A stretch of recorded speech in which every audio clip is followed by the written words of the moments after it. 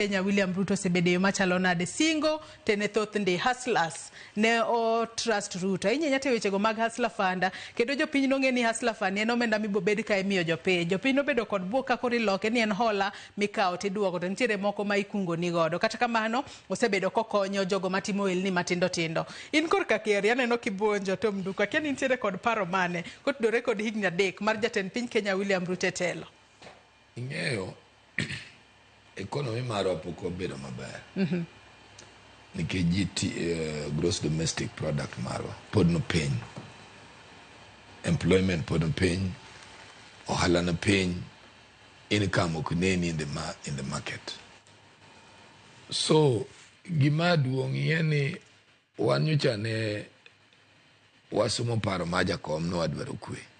Gima wasoyudo kaka Kenya sani en kwe. To kweni pok odonjo maber bomako piny malong'o. Sani ng'en gik president ok wadwa pengogi. Wadwa nwarang kum wanyalo rwako gi e bugiti malong'o. En kaka sani affordable housing miwacho ni.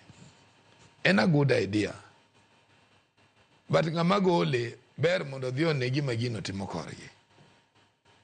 Koro gima president sani onego identify gi team ne. En anasomi school moro magoya kucha miluongo ni Konjra.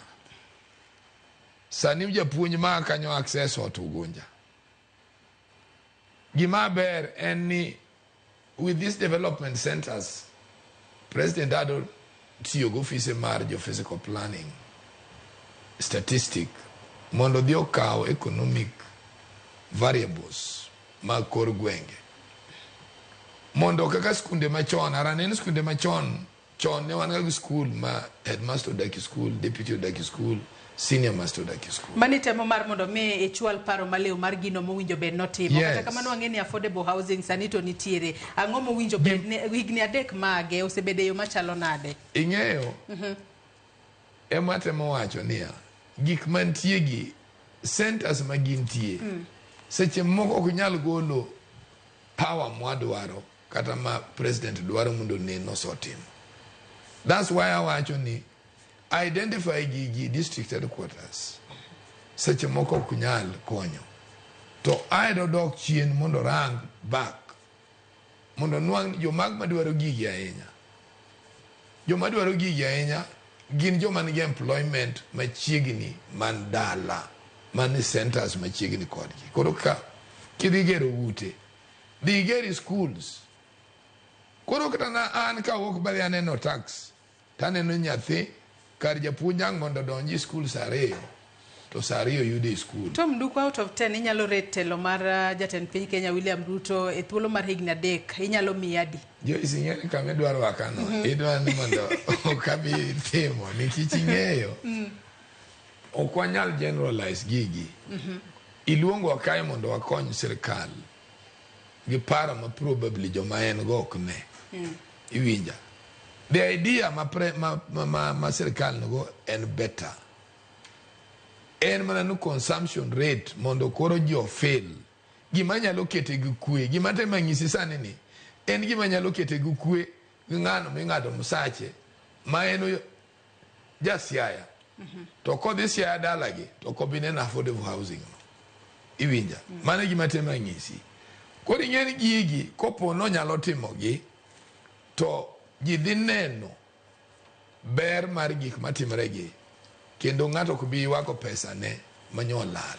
Sami dio sultan housing poko nenore kata bedo ni jatend piny Kenya William Ruto sebedo kawacho ni joma thoth osendike tich. Okineka weche go mag gedo mag affordable housing. Ing'eni tich ma president wacho ni wa consider construction in this country kaka kibarua. In a temporary job, okay, not a permanent job. So mano is a temporary measure. Gimwadu waroga eni wa graduate civil engineers, building contractors, jomanade, architectural. Do they have a permanent pensionable job? Mano is the challenge my president kuro negorang. Magit opportunities manebiro to kiwa no kito remedy.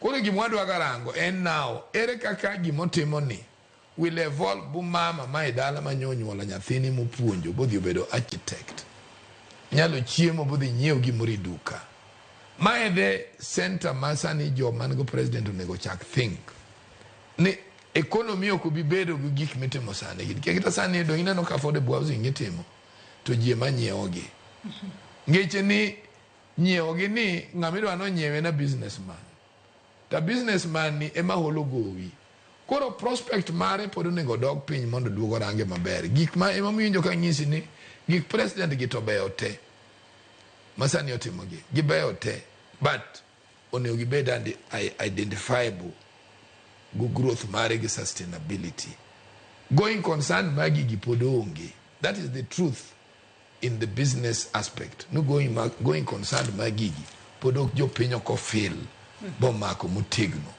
kore mwadwaga ni kiduongo wakati wa mierieko now adopt this for the going concerned mondo nen nikech kwa chakorete to kori dwan mondo achak wacho ni jino chak tingo kidio chak boto gigi ni gigi onge gimetimo mano konego then number 2 any kakineno matungo wuoyo ni gik mwatimo gi okubeyo to ng'ama felo president sani en member of parliament nikech ene ma checks and balance mage are poor nikech sami wacho ni sholal to member of parliament to area mo aye ndiye kada subtanda par he doesn't make visit mondo ng'ene yath manyodonjo kanyo to nyotiyo nadi he doesn't make visit bonwang ni joga manye tuogi ginto chieth margi dhi nadi mondo samo chung in the house to bendo wuon an to utero ga pesa dig thurwa kidhi somo tinwa ka member of parliament ema ywak teno kiekra ni skunde mai constituency ni ginedi kore nwa ka budget ma sirkal nikech yo minyalo gengo kuo koro en member of parliament be nyaka dhi botim gimiluongo ni head count ne skunde miwachi i ugonja nigin piera riyogi begin piera riya diet begin skunde mantie to gin tie diet to gi doga pesa diet to gin gi nyithindo mage iwinja so that okwanya wegi gin ministry nikech mage yo mineno ka jok makoso gi gin related to MPs gi makoso to koro kaka make bende onge ene mokwongo ringo so kwadwa konyo president no an jotele dier no an nikech president ok birem kende president se mogo nyakalo to gin girem or gin president nyalo rem to gin gikalo so let them make their job mondo jione ne really they begitiyo nwa kech gimora mora kwa nya define constitution kama Kenya cheko ga kodwa en gidwa ni gimora mora wakete katiba ni ne wayieri no ni gitima guma kori fail koro gi president gi mana nyalo kwae for now eno worthy an inch higher than kamoso worthy ayo duogo back be koro duogo be di office or receive information ke samo visit aenya to bedo mixed up gi gik ma onge tiende obende koro bedi e yo ni magicha koro dhiano kune gimonego ti obeda listening oduo koro back in state house koro chak tiyo bedi consultation agwanda nyooro Homa Bay owinjo wachna agwanda cha nyi ore to nyoko tiyo maber koro ndiko piny agwanda kubiro to na agwanda miya information nyi tiyo nade tiyo kama to mawinjo nto mane you understand koro rie piny from that level kecho modhi ento samodhi create go discipline di bedo maonge obiro bedo ng'ama